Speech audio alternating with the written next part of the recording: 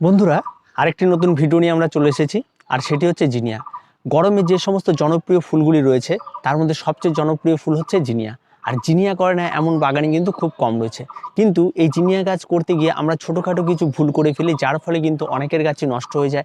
কারোর গাছ বুশ হয় না, কারো গাছ ঠিকঠাক মতো লম্বা হয় না, কারোর গাছে প্রচুর পরিমাণে রোগ পোকামাকড়ে ভর্তি হয়ে যায়। এই সমস্ত অনেক সমস্যার সমাধান নিয়ে আজকের ভিডিওটি। তো পুরো ভিডিওটি স্কিপ না করে দেখতে থাকুন। বন্ধুরা, জিনিয়া গাছ করতে হলে অবশ্যই আপনাকে সবার প্রথমে যেটি করতে হবে সেটা হচ্ছে আপনাকে সঠিক জাত নির্বাচন করতে হবে। কারণ সঠিক জাতের বলতে রয়েছে এর কিন্তু বিভিন্ন ধরনের ভ্যারাইটি রয়েছে। একটি রয়েছে বিগ ভ্যারাইটি, যেটা অনেকটা লম্বা হয়। আর যেটি রয়েছে মিডিয়াম ভ্যারাইটি, সেটা অনেকটা ছোটো। আর একটি রয়েছে স্মল ভ্যারাইটি, যেটা খুব ছোট হয়। তো এই তিন ধরনের ভ্যারাইটি রয়েছে। আর তিন ধরনের ভ্যারাইটি কিন্তু তিন রকম দাম। যেটা সাধারণত লম্বা ভ্যারাইটি সেটার দাম খুবই সস্তা, আর যেটা মিডিয়াম সেটার দাম একটু বেশি, আর যেটা মানে একেবারেই ছোট সেটার দাম কিন্তু একটু বেশি। তো এই ধরনের ভ্যারাইটিগুলোর উপরেই কিন্তু দাম নির্ভর করে কিন্তু এই জিনিয়ার গাছের। তো জিনিয়া গাছের পরিচর্যার জন্য সবার প্রথমে আপনাকে যেটি করতে হবে সেটা হচ্ছে ফেব্রুয়ারি মাস নাগাদ, আপনার ফেব্রুয়ারি মাসে 15 তারিখের দিকে বীজ ফেলে দিতে হবে।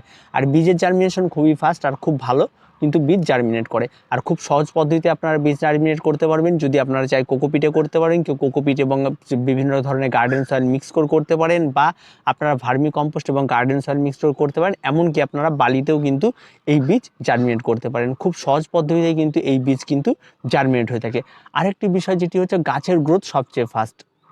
আপনাদের 15 তারিখের দিকে লাগিয়ে দিলে এই বীজ মার্চ মাসে 1 থেকে 2 তারিখের দিকে আপনারা এটাকে পটিং করতে পারবেন। এই গাছের পটিংয়ের জন্য কিন্তু ফার্স্ট পটিং, সেকেন্ড পটিং এই বিষয়টা কিন্তু একেবারে নেই বললেই চলে। খুব সুন্দরভাবে গ্রো করে আর খুব ইজিলি গ্রো করে। এবং এবার আপনারা আছি যে মাটির মিশ্রণটি আপনারা কী তৈরি করবেন। এই গাছের মাটির মিশ্রণের জন্য আপনাকে শীতের যে ফুলগুলি আমরা ফেলে দিই বা যে গাছ টবগুলিতে গাছ থাকে, সেই গাছগুলিতে অন্তত বিভিন্ন ধরনের মাটি থেকেই যায় এবং খাবারও থেকে যায়। তার মধ্যেই আপনারা যতটা মাটি থাকবে তার মধ্যে আপনারা মোটামুটি 2 মুঠোর মতো হাড় গুঁড়ো, শিংকুচি এবং ভার্মি কম্পোস্ট এই সমস্ত কিছুতে একটা সুন্দর একটা মিক্সচার খাবার তৈরি করবেন। এবং সেই মাটিটিকে টব থেকে ঢেলে নিয়ে সুন্দরভাবে ভেঙে এবং তার সঙ্গে আবার সেই খাবারটিকে অ্যাড করে আপনারা এই গাছগুলিকে লাগিয়ে দিন। এই গাছ বেড়ে ওঠার জন্য কিন্তু অত্যধিক পরিমাণে খাবারের প্রয়োজন নেই। গাছ লাগিয়ে দেওয়ার অন্তত 20 থেকে 25 দিন পর আপনারা প্রথম অবস্থায় খাবার দেবেন। প্রথম অবস্থায় কী খাবার দেবেন? যে খাবারটি দিয়ে আপনারা মাটির মিশ্রণ তৈরি করেছেন ঠিক একই রকম খাবার দিয়ে আপনারা কিন্তু এই গাছের একবার চাপান সার দেবেন। এবার সেই সময় দেওয়ার জন্য প্রত্যেকটা গাছের জন্য কী পরিমাণ দেবো, প্রত্যেকটা গাছের জন্য তখন কিন্তু 1 মুঠো করে ব্যবহার করব। এবার আপনারা যদি কেউ চান যে আপনাদের বাড়িতে খোল পচা জল আছে বা সবজি পচা জল আছে, তাহলে অবশ্যই সেটা আপনারা ব্যবহার করতে পারেন। তবে খুব পাতলা করে ব্যবহার করতে হবে। 1 লিটার জলে অন্তত 200 ml এর মতো পাতলা জল নিয়ে সেটাকে গুলিয়ে কিন্তু এই গাছে এক একটা গাছে কিন্তু মানে 200 ml করে ব্যবহার করতে হবে। তো এইভাবে যদি আপনারা ব্যবহার করেন তাহলে গাছগুলো প্রত্যেকটা হেলদি হবে এবং খুব ইজিলি গ্রো করবে। এবার আসি, গাছ বেড়ে ওঠার পরে সবার প্রথমে এই গাছের যে বৈশিষ্ট্য দেখা যায়, প্রথমে যে ডাল উঠবে সেই ডালের মাথাতেই কিন্তু কুঁড়ি থাকবে। আর এই কুঁড়িকে কিন্তু সবার প্রথমে আপনাকে পিঞ্চিং করতে হবে। আর এই কুঁড়ি কিন্তু গাছ লাগানো 1 মাসের মাথায় আপনারা সেটা কিন্তু চোখে পড়বে। তো প্রথম অবস্থায় যে কুঁড়িটি আসবে সেটাই কিন্তু আপনারা পিঞ্চিং করতে হবে। তারপরে কিন্তু দেখবেন খুব ফাস্ট তাড়াতাড়ি সাইডে আবার কুঁড়ি বের হয়, সেগুলোকে 2-4টিকে পিঞ্চিং করবেন।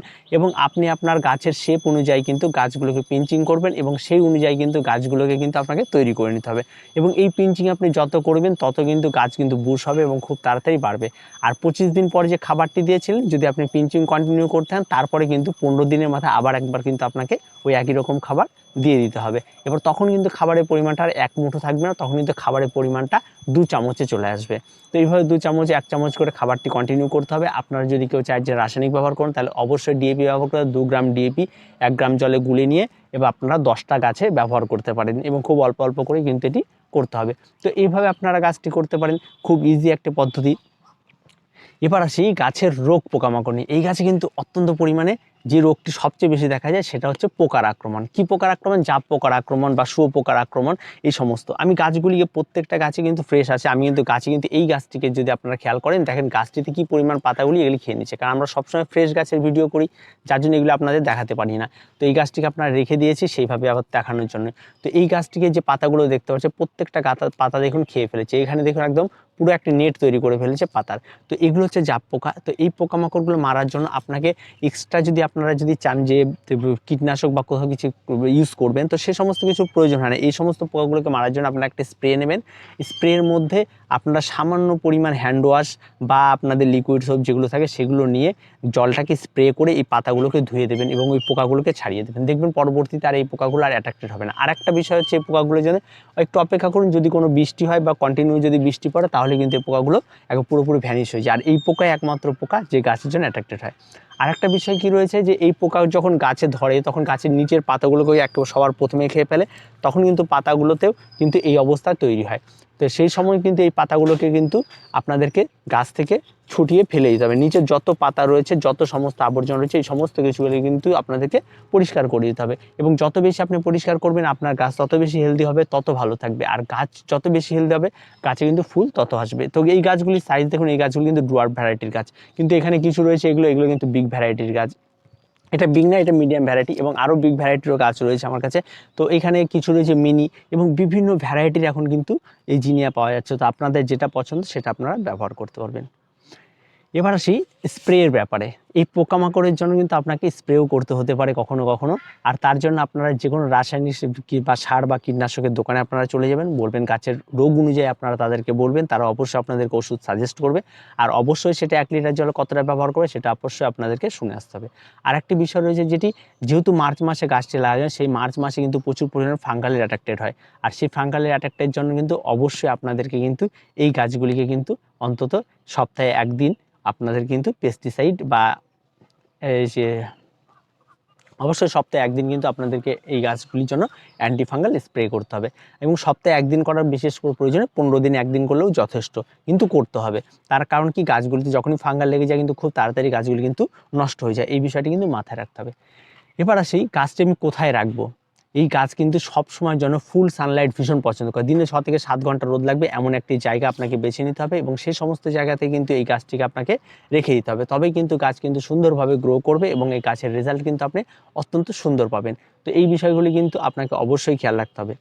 এবার আসি গাছের জল আপনারা কতটা দেবেন। এই গাছে কিন্তু জলটা দেওয়ার ক্ষেত্রে অবশ্যই আপনাকে পরিমিত জল দিতে হবে। যেহেতু গ্রীষ্মকাল প্রচুর পরিমাণ রোদ ওঠে, সেই জন্য যতটা পরিমাণ জল দেবেন সেই জলটি কিন্তু যেন বিকেল হতে হতে কিন্তু গাছও সতেজ থাকবে এবং গাছের মাটিতে জলও কিন্তু শেষ হয়ে যাবে। আবার পুনরায় আবার বিকেলে আপনারা জল দেবেন, পরের দিন আবার বিকেলে জল দেবেন, এভাবে কন্টিনিউ জল দিতে হবে। আর অত্যাধিক বেশি পরিমাণ আপনি জল দিয়ে রাখলেন বা গাছের গোড়ায় জল জমিয়ে রাখলেন, সেক্ষেত্রে কিন্তু গাছের গোড়া পচে যেতে পারে এবং বিভিন্ন রকম ফাঙ্গালের ইনফেকশন হতে পারে। তো এই বিষয়গুলিকে কিন্তু খেয়াল রাখতে হবে। আর খুব সহজ পরিচর্যার একটি গাছ, প্রত্যেক বাগানেই করতে পারেন। এবার ফুল তো গরমে জিনিয়ার উপর কোনো কিছু হয় না, আপনারা প্রত্যেকেই জানেন। আর ফুল কিন্তু একদম পুরো দীর্ঘদিন দেয়। অক্টোবর মাস পর্যন্ত এই গাছে ফুল পাওয়া যাবে, এমনকি শীতেও এই গাছের চারা তৈরি করে লাগালে সেখানেও কিন্তু ফুল পাওয়া যায়। মোটামুটি বলতে গেলে এই গাছ 12 মাসই ফুল দেয়। তো আপনারা প্রত্যেকে এই গাছটি করতে পারবেন, খুব ইজি পরিচর্যার একটি গাছ। আর সবাই কিন্তু এই গাছটিকে যারা করেছেন তারা এইভাবে করুন। আর এখন ফুল চলে এসছে, এবং ফুল চলে আসার পর যে ফার্স্ট লট ফুল চলে এসছে, এবং ফুল চলে আসার পর মানে আরও কিন্তু ফুল ফুটবে এইদিকে। তো সেই ফুল চলে আসার পর কিন্তু আপনাদের বিশেষ কিছু পরিচর্যা আছে। ফার্স্ট লট ফুল হয়ে যাওয়ার পর কিন্তু আরেকবার আপনাদেরকে খাবার দিতে হবে, এবং তারপরে কিন্তু পুরনো যে ফুলগুলি রয়েছে যেগুলো নষ্ট হয়ে যাচ্ছে সেগুলিকে কেটে ফেলে দিতে হবে। দেখবেন তারপরে কিন্তু গাছে আরও প্রচুর পরিমাণে ফুল আসবে। তো এই ফুল কিন্তু এই পরিচর্যাগুলি কিন্তু কন্টিনিউ চলতেই থাকতে হবে। আর খুব সহজ পরিচর্যা কাজ, আপনারা প্রত্যেকেই করছেন, আর প্রত্যেকেই টিপসগুলিকে ফলো করুন, দেখবেন গাছ আরও সুন্দর হবে। খুব সহজ সরল পরিচর্যার মাধ্যমে আমরা আপনাদেরকে গাছের টিউটোরিয়াল ভিডিওগুলো দিয়ে থাকি, এবং খুব আপনাদেরকে সহজভাবেই কাজ করানোর ব্যাপারগুলোই আমরা সাজেস্ট করি। তো ভিডিওটি এ পর্যন্তই। ভিডিওটি ভালো লাগলে অবশ্যই লাইক, শেয়ার এবং কমেন্ট করবেন। আর সকলে ভালো থাকবেন, সুস্থ থাকবেন।